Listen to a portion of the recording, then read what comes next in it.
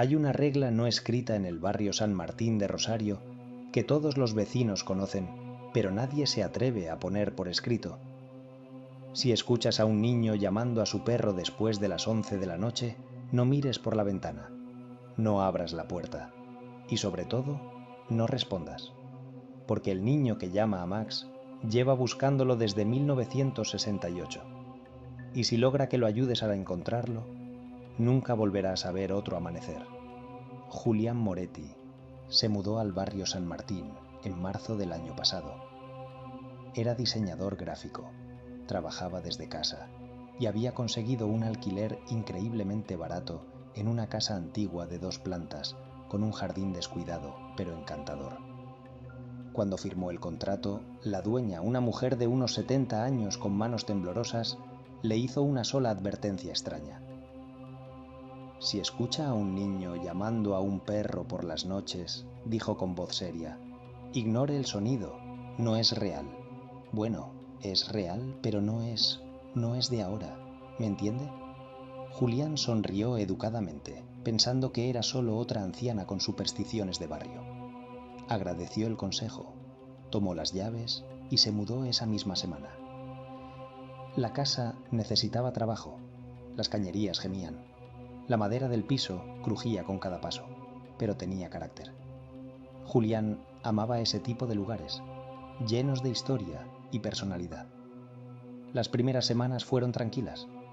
Julián estableció su rutina, convirtió el cuarto extra en su oficina, conoció a algunos vecinos que eran amables pero distantes.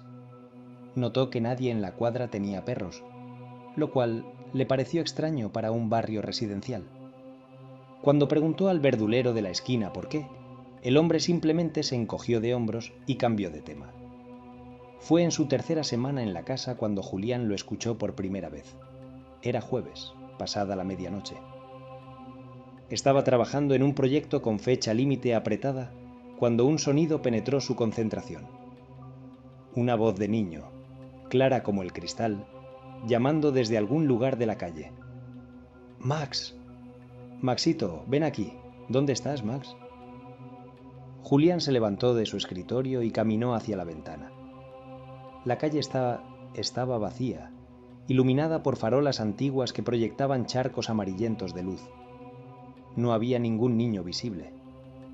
Pero la voz continuaba, moviéndose lentamente por la calle. «Max, por favor, tengo que encontrarte. Mamá va a estar muy enojada si no llegas a casa». Había algo en esa voz que inquietaba a Julián. Sonaba desesperada, pero también extrañamente plana. Como si las emociones fueran una actuación, algo recordado pero no realmente sentido. Decidió bajar a ver si podía ayudar. Algún niño se había escapado de casa buscando a su mascota perdida. Era su deber cívico asegurarse de que estuviera bien. Abrió la puerta principal y salió al jardín delantero. El aire nocturno era frío, inusualmente frío para marzo. Su aliento formaba nubes de vapor, y allí, a unos 20 metros de distancia en la acera, vio al niño.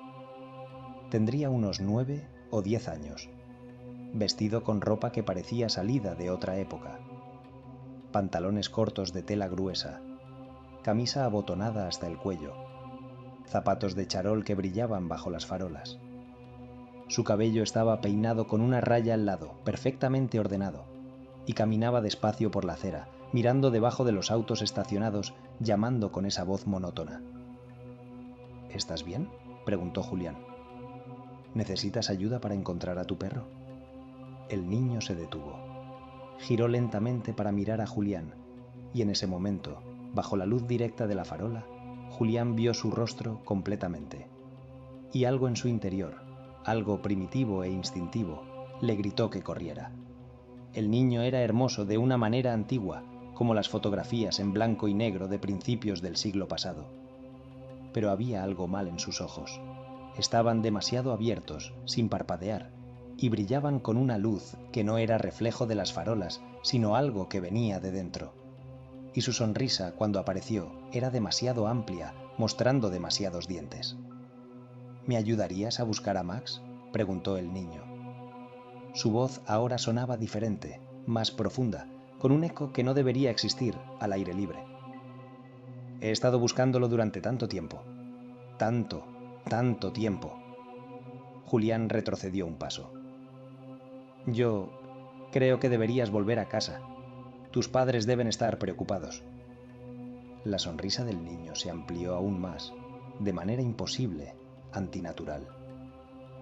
No tengo casa, no desde el incendio, pero eso está bien. Solo necesito encontrar a Max. Él sabe el camino de vuelta. Siempre supo el camino. Y entonces, antes de que Julián pudiera responder, el niño simplemente desapareció. No se alejó caminando, no corrió. Simplemente dejó de estar allí, como si nunca hubiera existido. Julián se quedó parado en su jardín durante varios minutos, temblando, tratando de convencerse de que había sido una alucinación, el producto de demasiadas horas frente a la computadora. Pero al día siguiente, cuando fue al almacén de la esquina, la dueña lo miró con una expresión de lástima mezclada con miedo. «Lo viste, ¿verdad?», dijo en voz baja. «Al niño que busca a Max». Julián asintió lentamente. La mujer suspiró profundamente. «Siéntate. Tengo que contarte la historia. Todos los que viven en esta cuadra la conocen. Es hora de que tú también la sepas». Se sentaron en la trastienda del almacén, con tazas de café que se enfriaban sin ser tocadas, mientras la mujer relataba una historia que había pasado de generación en generación en el barrio San Martín. En 1968 vivía una familia en tu casa, los Peralta. Tenían un hijo único, Matías, de 9 años. Era un niño dulce, siempre educado, siempre bien vestido. Su padre era muy estricto, uno de esos hombres que creían que los niños debían ser vistos, pero no escuchados. Y Matías tenía un perro, un pequeño terrier llamado Max. Ese perro era su único amigo real, su único escape de un hogar donde el amor era condicional y el castigo era frecuente. Una noche de agosto había una reunión familiar.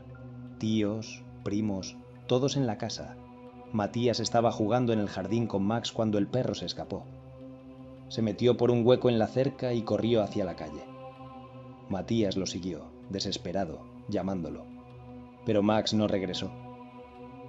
La mujer hizo una pausa, sus ojos húmedos con lágrimas contenidas. El padre de Matías estaba furioso. Le dijo que no volviera a entrar a la casa hasta que encontrara al perro. Que un niño que no podía cuidar de sus responsabilidades no merecía un techo. Eran otras épocas, ¿entiendes? La disciplina era dura, cruel, incluso para nuestros estándares modernos. Matías buscó toda la noche. Los vecinos lo escucharon llamando a Max, caminando por las calles, cada vez más desesperado. Pero el perro nunca apareció, y Matías tampoco volvió a casa. Lo encontraron 3 días después. Había entrado en una casa abandonada a 2 cuadras de aquí, buscando al perro. La casa tenía problemas eléctricos, nadie vivía allí. De alguna manera, un cable suelto causó un incendio. Matías quedó atrapado dentro. Dicen que murió llamando a Max, hasta su último aliento. Julián sintió un escalofrío recorrer su columna. ¿Y el perro? Max apareció 2 días después del incendio. Estaba bien, solo asustado. Había estado atrapado en un sótano a varias casas de distancia, pero para entonces Matías ya estaba muerto. Y desde entonces, continuó la mujer, cada tanto Matías regresa, siempre de noche, siempre buscando a Max. Algunos dicen que es su espíritu, atrapado en un bucle, repitiendo sus últimas horas. Otros creen que es algo peor, algo que se alimenta de la tragedia, que toma la forma de Matías para atraer a los vivos. ¿Qué les pasa a los que intentan ayudarlo?, preguntó Julián, aunque parte de él no quería saber la respuesta. La mujer lo miró directamente a los ojos. Desaparecen, o los encuentran días después, vagando sin memoria de lo que les pasó, con marcas en el cuerpo que parecen quemaduras, pero no lo son. Y siempre, Tienen terror al fuego después. Terror a los perros. Terror a los niños. Julián debería haberse mudado ese mismo día. Pero el alquiler era barato, su contrato era por un año, y parte de él, la parte racional y moderna, se negaba a creer en fantasmas. Decidió quedarse, convencido de que podía ignorar al niño si aparecía de nuevo. Pero Matías no era fácil de ignorar. La siguiente vez que apareció fue una semana después. Julián estaba acostado en su cama, casi dormido, cuando escuchó golpes suaves en su ventana del segundo piso. Abrió los ojos y allí estaba el niño, flotando fuera de la ventana, con su rostro pegado al cristal, dejando marcas de aliento que formaban palabras: «Ayúdame a encontrar a Max». Julián gritó. Rodó fuera de la cama, su corazón latiendo tan fuerte que pensó que explotaría. Cuando se atrevió a mirar de nuevo, el niño había desaparecido. Pero en el cristal de la ventana, las palabras permanecían goteando lentamente como si estuvieran escritas con algo más viscoso que el aliento. Los incidentes se volvieron más frecuentes. Julián escuchaba pasos pequeños en el piso de arriba cuando estaba en la planta baja. Encontraba juguetes antiguos apareciendo en su casa, una pelota de goma, un trompo de madera, cosas que no había comprado. Y cada noche sin falta escuchaba la voz de Matías llamando a Max. Sus vecinos comenzaron a evitarlo. Podían ver las ojeras bajo sus ojos, la forma en que se sobresaltaba ante ruidos súbitos. Sabían que Matías lo había marcado, que el niño fantasma había decidido que Julián sería el próximo en ayudarlo en su búsqueda eterna. Julián intentó todo. Llamó a un sacerdote que bendijo la casa, pero se negó a entrar después de sentir lo que él llamó una presencia de dolor congelado en el tiempo. Contrató a un médium que duró 5 minutos en la casa antes de salir corriendo, gritando que había algo profundamente equivocado con el niño, que no era solo un espíritu, sino algo que se había corrompido durante décadas de soledad y desesperación. Fue entonces cuando Julián conoció a don Esteban, un anciano que vivía al final de la cuadra y que, según los rumores del barrio, había sobrevivido un encuentro con Matías en los años 80. Don Esteban invitó a Julián a su casa, un lugar lleno de crucifijos y velas que nunca se apagaban. «Sé por qué estás aquí», dijo sin preámbulos. «Matías te ha elegido, y cuando te elige, no se rinde fácilmente». «¿Cómo te libraste de él?», preguntó Julián desesperadamente. El anciano levantó su manga, revelando cicatrices que cubrían su antebrazo. No eran quemaduras normales. Tenían patrones, como si algo las hubiera grabado deliberadamente. «No me libré completamente, nunca lo harás, pero aprendí a coexistir, a mantenerlo a distancia».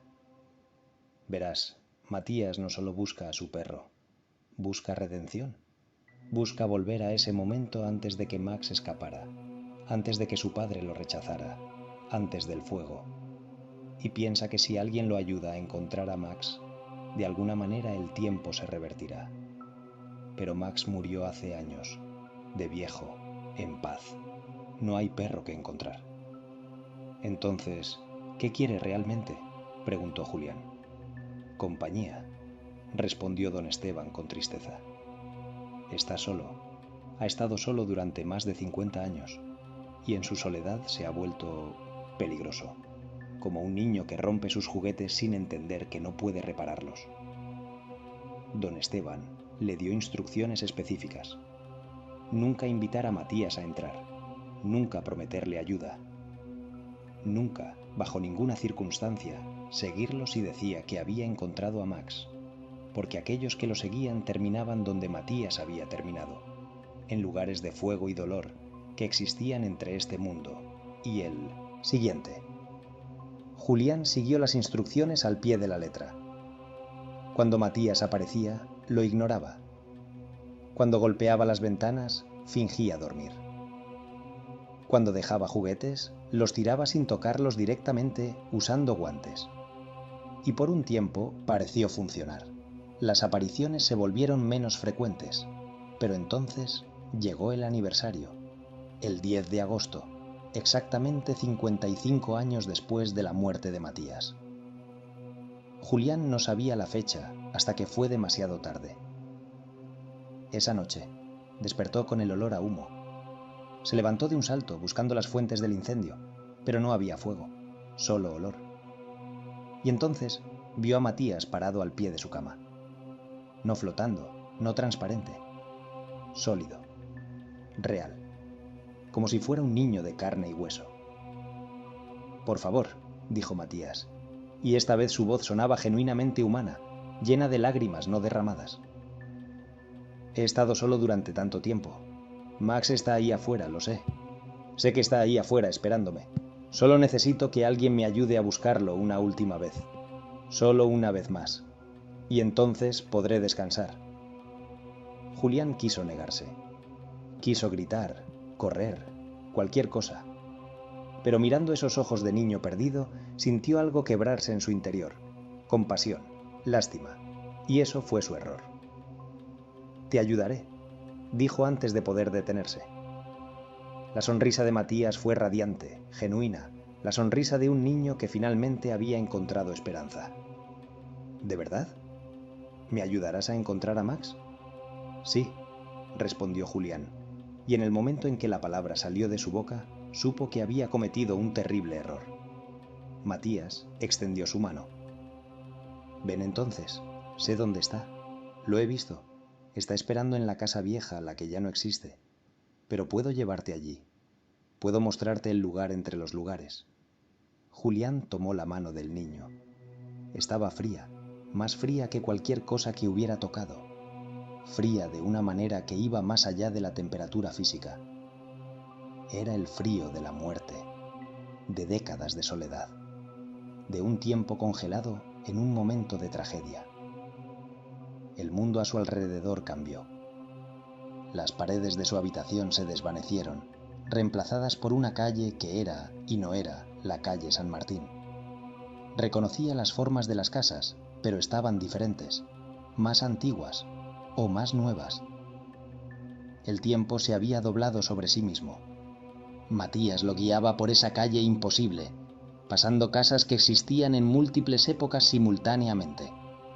Julián vio a los Peralta en su casa, tal como habían sido en 1968. Vio la reunión familiar, escuchó las voces discutiendo, vio a un pequeño Matías jugando con Max en el jardín. Y entonces vio el momento.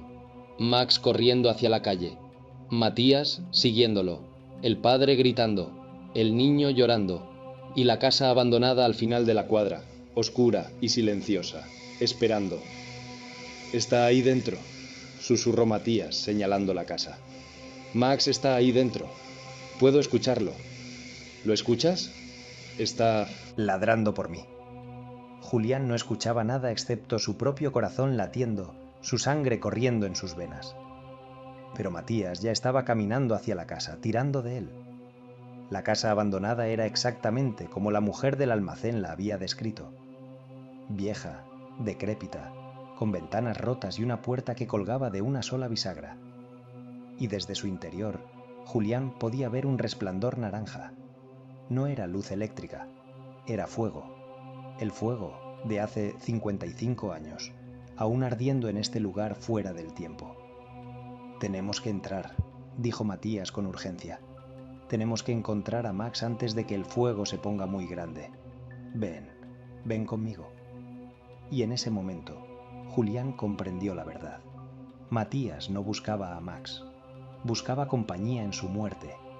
Quería que alguien más experimentara lo que él había experimentado, que sintiera el terror y el dolor de morir solo en las llamas. No por malicia, sino porque en su mente fragmentada de niño, compartir su destino era la única forma de no estar solo. Julián se soltó de la mano de Matías con un tirón violento. «No», dijo con firmeza. «Max no está ahí. Max nunca estuvo ahí. Max se fue a casa, Matías. Vivió una vida larga y feliz. No murió en el fuego. Tú sí». El rostro de Matías se transformó. La máscara de niño dulce se resquebrajó, revelando algo debajo. Rabia, dolor, desesperación tan profunda que era casi tangible.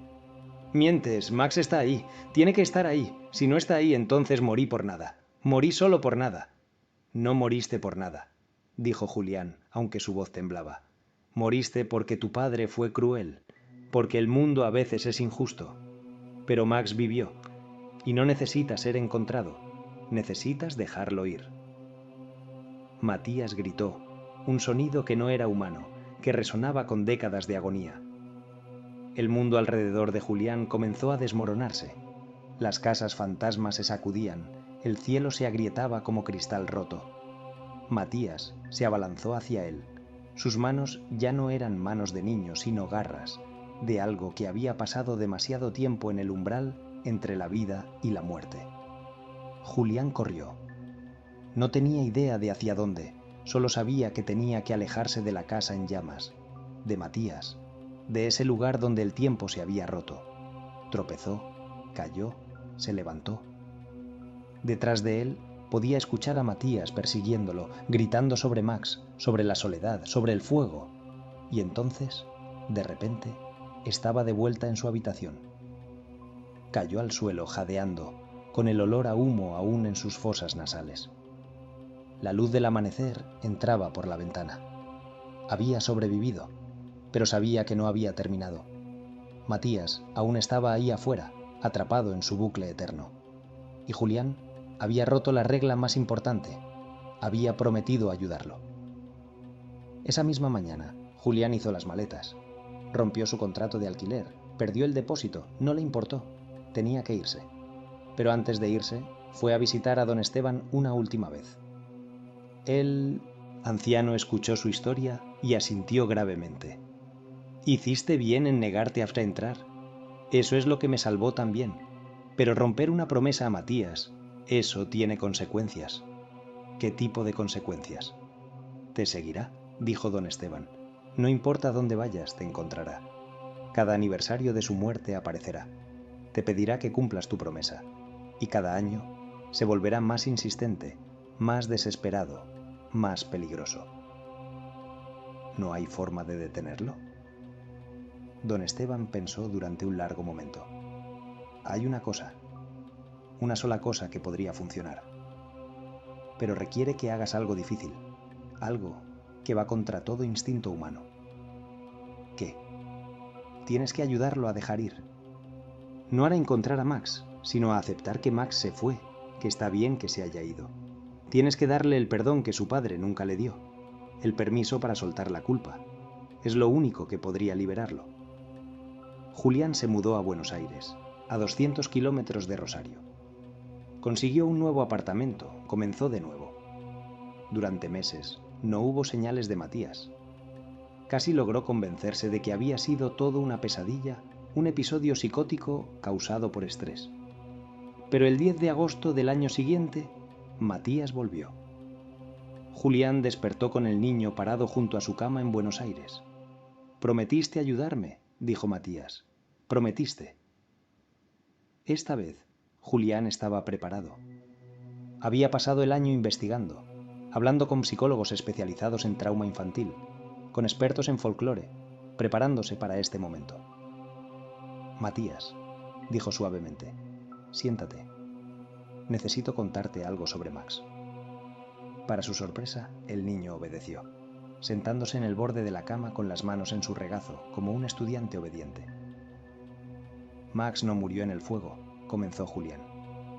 «Max escapó esa noche porque era un perro, y los perros a veces escapan. No fue tu culpa. Tu padre estaba equivocado al echarte de la casa. Ningún niño merece ser castigado así por algo que no pudo controlar». Los ojos de Matías se llenaron de lágrimas.